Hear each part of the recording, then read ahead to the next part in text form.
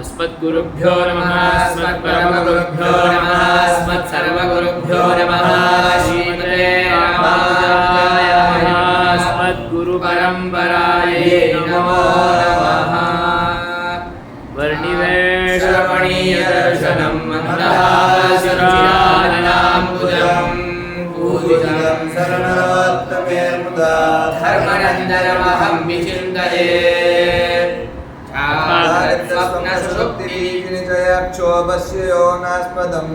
यस्मिन्नस्तमुपैत्ययं सुरनरप्रायः प्रपञ्चोऽखिलः यस्मिन्नव्यवहार्यदुदये भेदो न सन्दृश्यते सोऽयं ज्ञानघनश्चकास्ति विमलः कैवल्यतेजोमयः यश्चैतन्यगतः स एव तु गुणैराविष्टितः संविशन् नानारूपविभेदवेषरचनास्तद्वासनामोहितः बाह्यं स्वाप्नमनर्थमप्यनुभवल्लीनः सुषुप्तो क्वचित् कालेनात्मनि तात्विकीं कलयते कश्चित् तुरीयां स्थितिम्।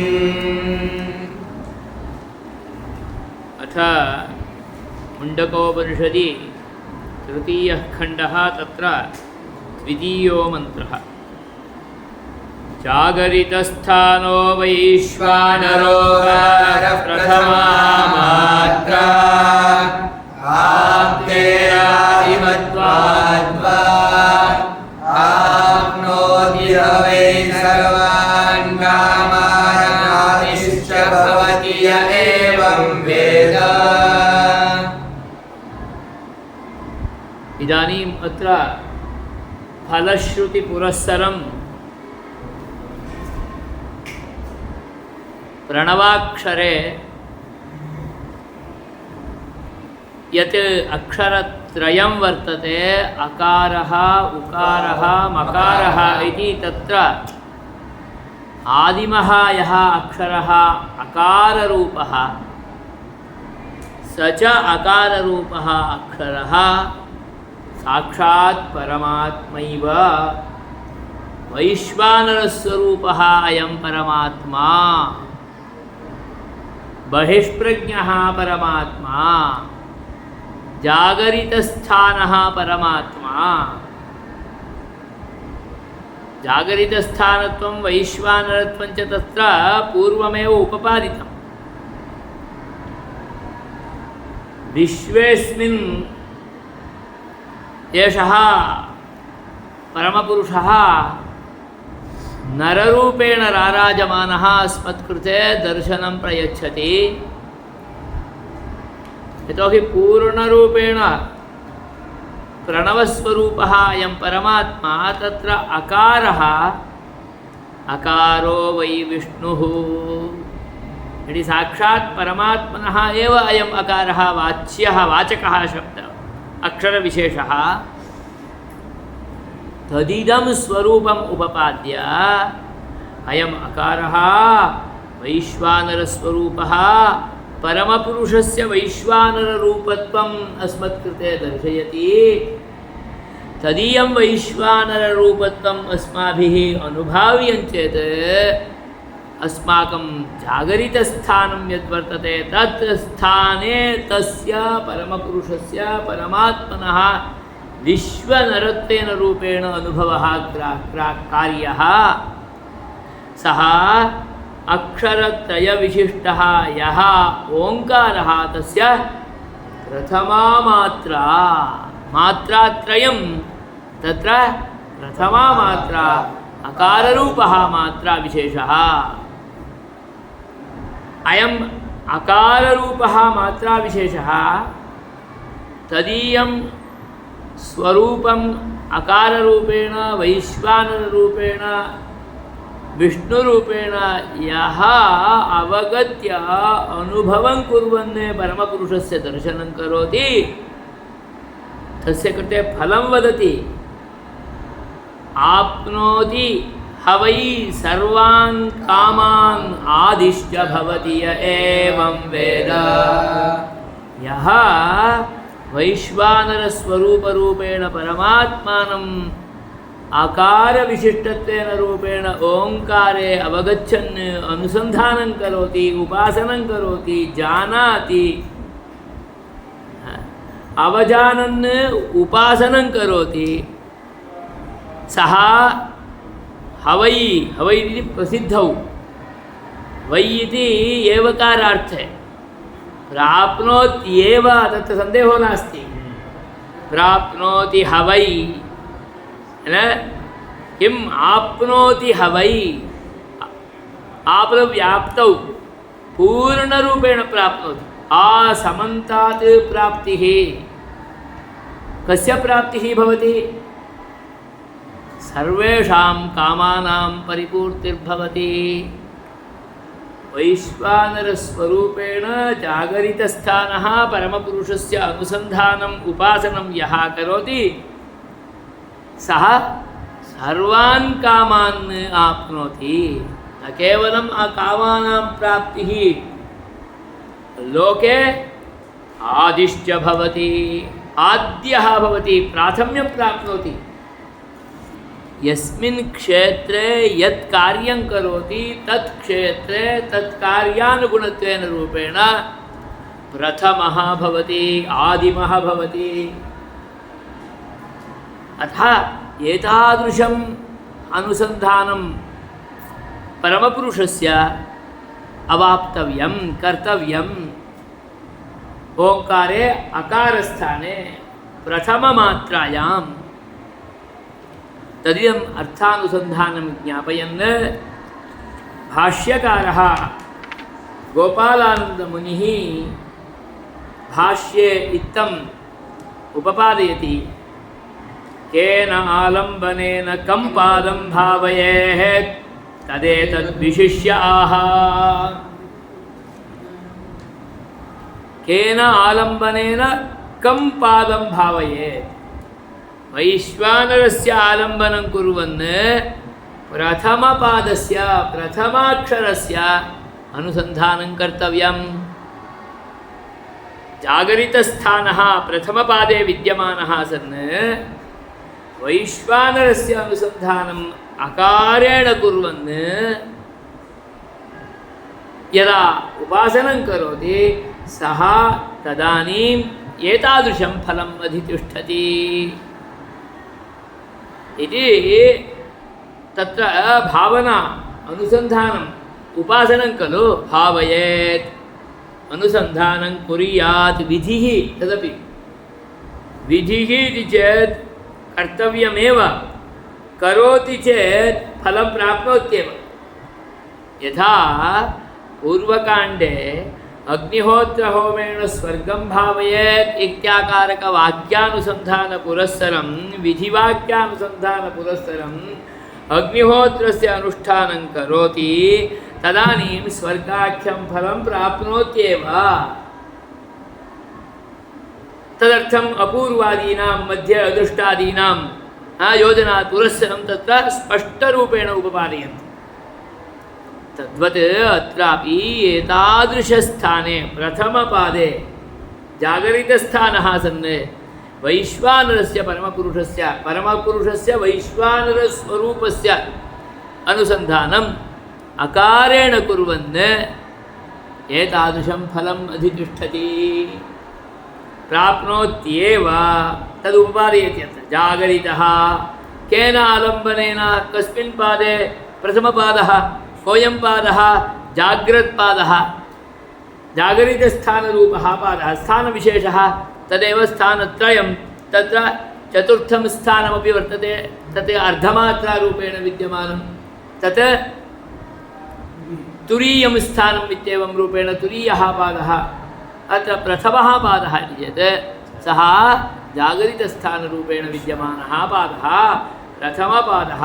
तत्र अकारः जागरितः इत्यादिना यो अकारः प्रथमा मात्रा स वैश्वानरः प्रथमः पादः। अत्र कः अक्षरविशेषः? अकारः। द्वितीये तु उकारः, तृतीये तु अकारः, चतुर्थे तु नादः। तुरीये स्थाने क्रमशः उपपादयति। प्रथमपादः तत्र आलम्बनं कस्य? वैश्वानरस्य केन अक्षरेण अकारेण अक्षरेण नाम प्रणवस्य प्रथमपादेन इत्यर्थः प्रथमः पादः वैश्वानरः केन साम्येन इत्यत्राः आप्तेरादिमत्वाद्वा तत्र वैश्वानरः प्रथमपादः तत्र तं परमपुरुषं प्रविश्य आप्नोति परमपुरुषस्य अनुसन्धानार्थम् आरम्भः स एव खलु तदानीमेव भगवन्तं परमात्मानम् आप्नोति एवञ्च आदौ आप्नोति अतः आदिमत्वात् भगवन्तम् आप्नोति एवञ्च भगवन्तम् आदौ आप्नोति अतः एतादृश अनुसन्धानेन कामान् फलरूपेण आप्नोति एवं लोके प्रथमः भवति अतः आदिमत्वं च प्राप्नोति तत् आदिमं स्वरूपं परमपुरुषस्य प्रथमः पादः एतस्मिन्नेव प्रथमे पादे भगवन्तम् आप्नोति भगवन्तं प्राप्तवान् चेत् तदानीम् एतस्मिन् या कापि न्यूनता कदापि न भवति नाम तत्कृते कदापि न्यूनता एव न भवति नाम तत्कृते यद्यदवाप्तव्यं तत्सर्वं स्वतः प्राप्तं भवति अतः एतादृश अनुसन्धानेन आप्नोति आदिमांश्च भवति अत एव कर्मकाण्डादिषु वा भवेत् यज्ञयागादिषु वा भवेत् वेदपाठादिषु वा भवेत् उच्चारणादिषु वा भवेत् तावत् किम् अर्चना सहस्रनामार्चना अष्टोत्तरशतनामार्चना नामावली यत्र क्वापि भवतु यस्य कस्यापि पाठस्य आरम्भो भवतु तदानीं तत्र ओङ्कारेण विना आरम्भः एव न भवति अतः ओङ्कारस्य उच्चारणं सम्यक् कर्तव्यम् इति वारं वारं कीर्तयन्ति ओङ्कारे पादचतुष्टयमपि भवेत् अकारोपि भवेत् मकारोपि भवेत् उकारोपि भवेत् नादोपि भवेत् एवं रूपेण आदौ एव उच्चारणं कुर्वन् नामार्चनादिकं सहस्रनामार्चनादिकं वेदपाठादिकं मन्त्रानुसन्धानादिकं विविधमन्त्रपुरश्चरणादिकं यद्यत् करोति तत्र सर्वत्रापि तस्य उच्चारणेनैव स्वतः एव एतस्य कृते परिज्ञानमेव न भवति तथा सर्वविधं फलादिकं तत्रोक्तम् अवाप्नोत्येव एषः ब्राह्मणः ब्राह्मणः इत्येव न येषां कृते अधिकारो वर्तते ते सर्वेपि तत्तादृशस्य अनुसन्धानेन तत्तादृशं फलम् अवाप्नुवन्ति अतः तस्य उच्चारणं सम्यक् कर्तव्यम् इति वारं वारं सर्वेपि आग्रहं कृत्वा उपपादयन्ति हरिः ओम् इत्येव आरम्भः तत्र ओङ्कारस्य अनुसन्धानसमये एव अकारेण वैश्वानरस्वरूपस्य अनुसन्धानं कुर्वन्नेव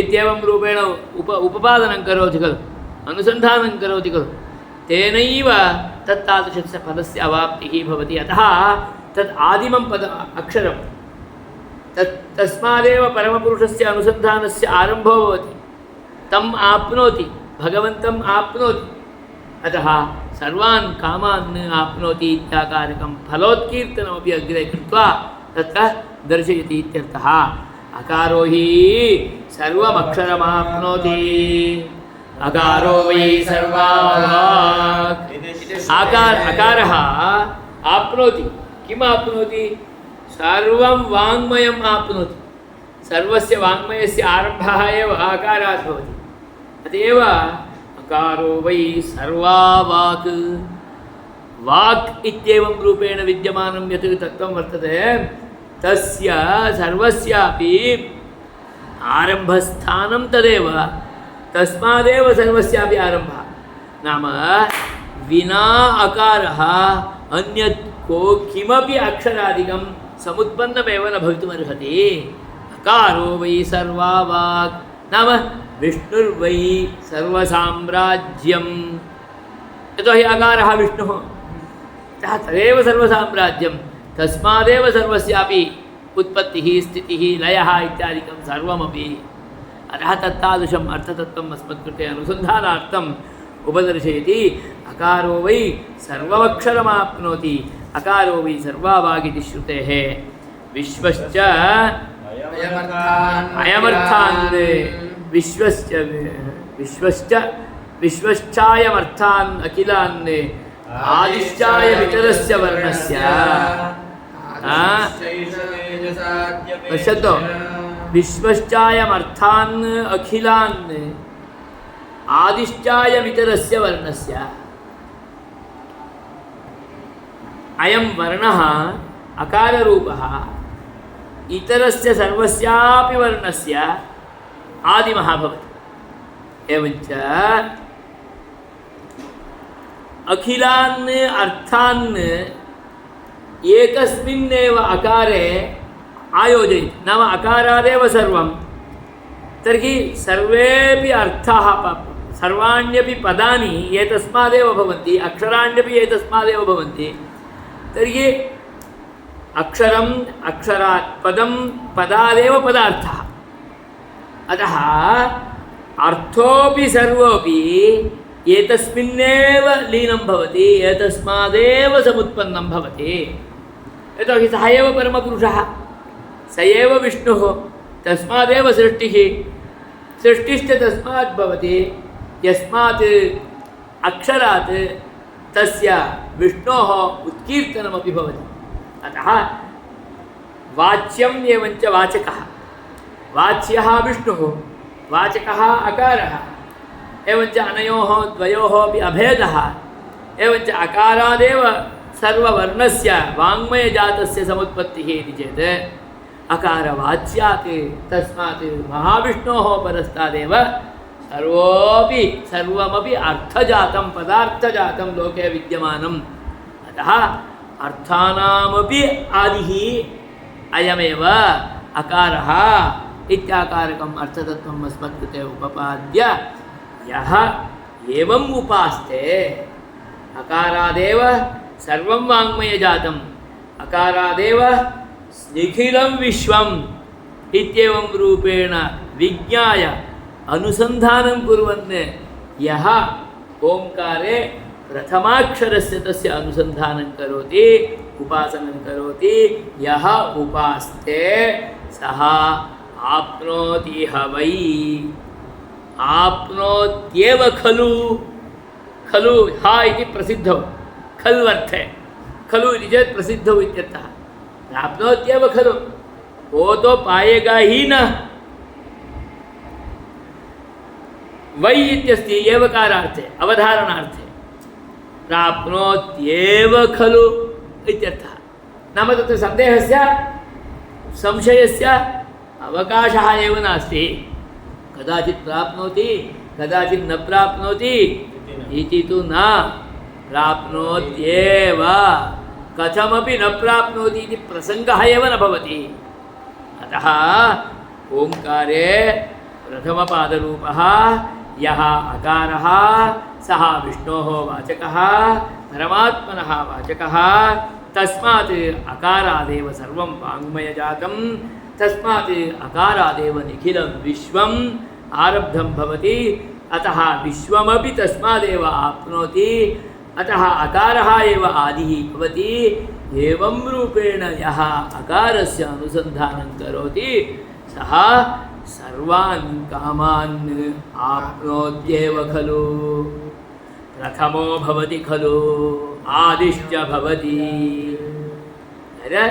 मान्यो भवति इत्यर्थः आदिर्भवति चेत् कोऽर्थः सर्वमान्यो भवति इत्यर्थः यः सर्वमान्यः स एव आदिः अपि भवितुमर्हति सर्वेषां मध्ये ये केचन तं न चिन्तन् न योग्यम् इत्येवं रूपेण भावयन्ति तर्हि सः आदिः भवितुं न अर्हति सर्वे अधिकांशेन पूर्णरूपेण ये मतादिकं प्रदाय स्वीयम् अभिप्रायं प्रदाय चित्वा अग्रे आनयन्ति स एव प्रथमो भवितुमर्हति।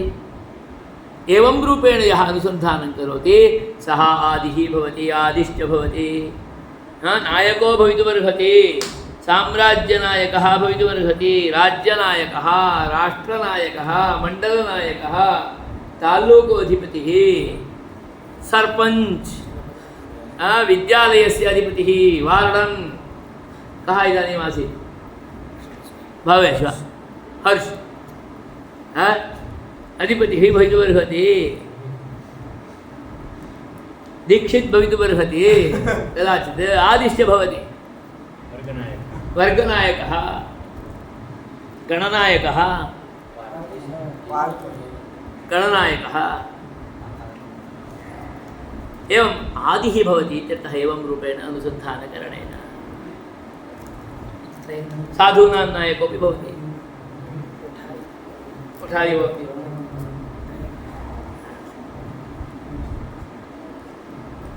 महन्त भवति, एवम् आदिश्च भवति इत्यर्थः एतादृश अनुसन्धानेन। अत्रेदं बोध्यं स्तूयते उपासनविदं फलश्रुत्या। इदम् उपासनमेव अत्र स्तुतं भवति। कथं? फलं श्रावयित्वा एतस्य स्तुतिं करोति। यत्र फलस्य श्रवणं भवति तेन तत् स्तुतं भवति। आप ये करने से ये प्राप्त कर लेंगे ऐसा बोलेंगे तो ये करने से ऐसा करके जो किया है, करना है, उसका स्तुति होगा, क्योंकि फल के साथ उसका संबंध है। एतादृश उपासनं करोति तर्हि एतादृशं फलमवाप्नोति, आदिश्च भवति, सर्वम् आप्नोति। सर्वम् आप्नोति इत्यस्य को अर्थः? सर्वम् इत्यत्र अवशेषः एव न भवति। यद्यद् अवाप्तव्यं तत् सर्वं प्राप्नोति इत्यर्थः।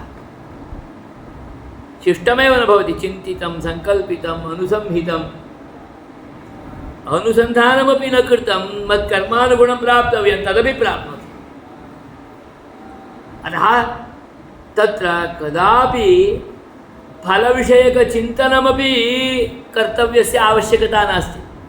सर्वं प्राप्नोति इत्यर्थः।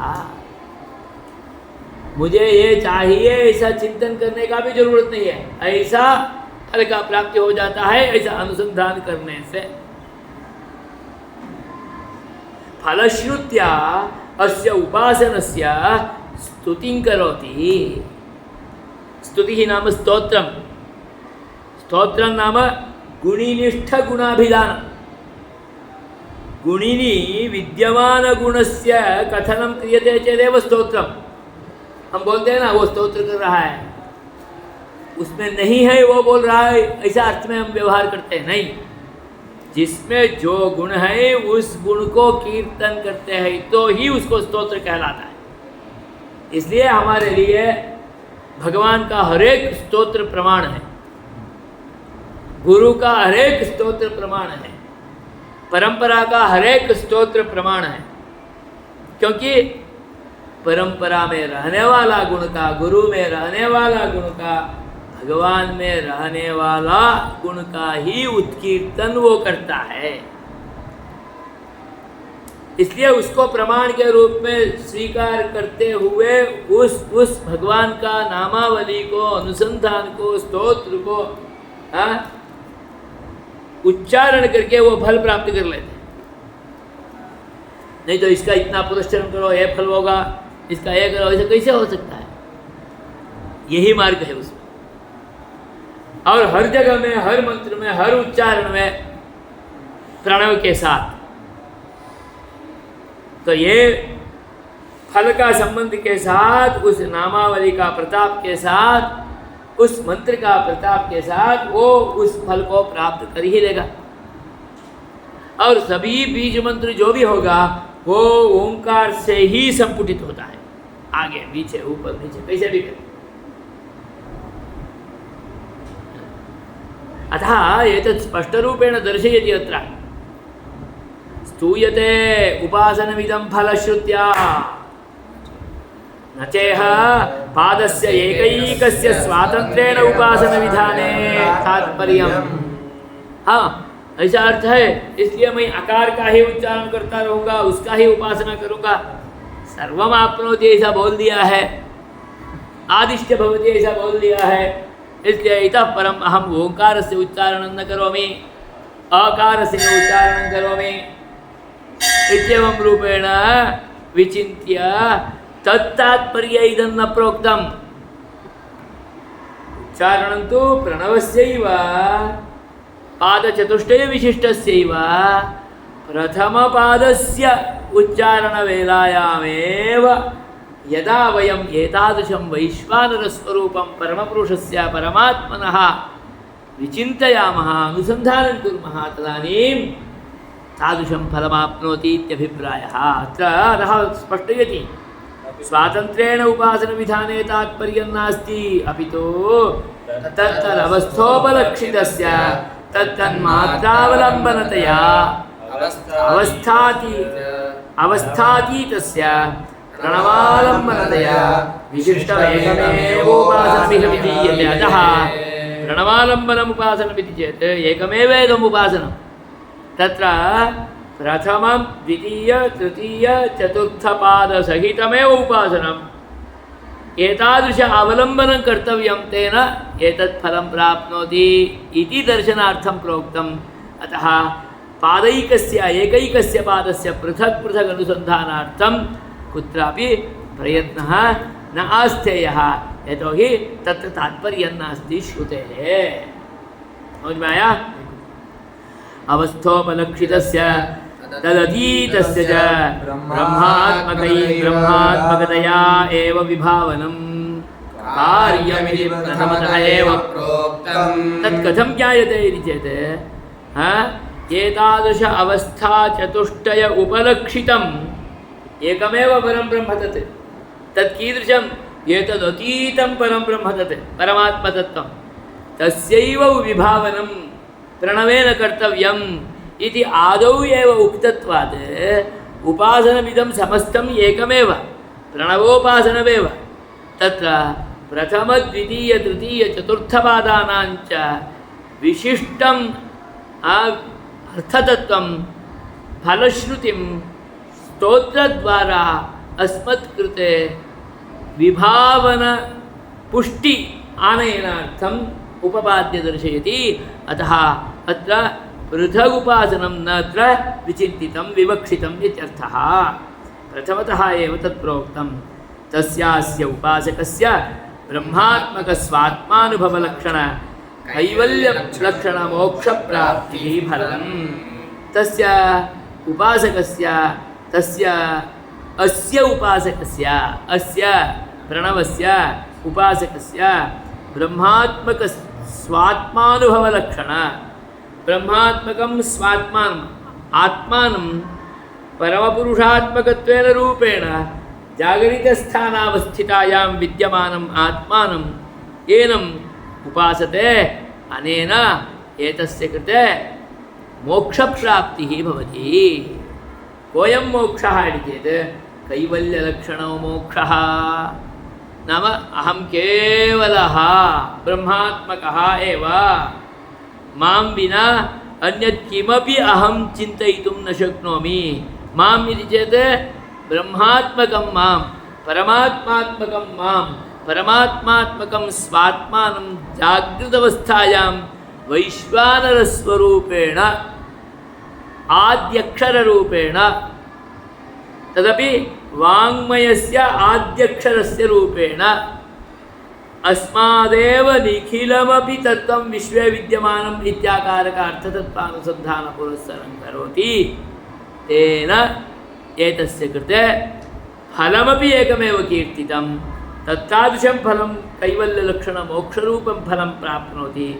तदर्थम् इदमनुसन्धानं। तादृशमोक्षप्राप्तौ प्रतिबन्धकरूपेण विद्यमानकामावाप्तिः इत्यादिकं यद्वर्तते तत्सर्वम् अनेन अनुसन्धानेनैव प्रणवानुसन्धानेनैव एषः अवाप्नोति। लोके मोक्षकामना विशिष्टः अयं मुमुक्षुः मुक्तात्मस्वरूपेण विद्यमानः स्वतः स्वाम् अहं मुक्तः इत्येवं रूपेण अनुसन्धानं कुर्वन्नेव खलु प्रणवानुसन्धानं करोति। अतः एतादृशस्य एतस्य उपासकस्य अवस्थाविशेषम् अनुसन्धाय उपपाद्य अस्मत्कृते समुपदर्शयति इत्यभिप्रायः। जागरितस्थानो वैश्वानरो प्रथमा मात्रा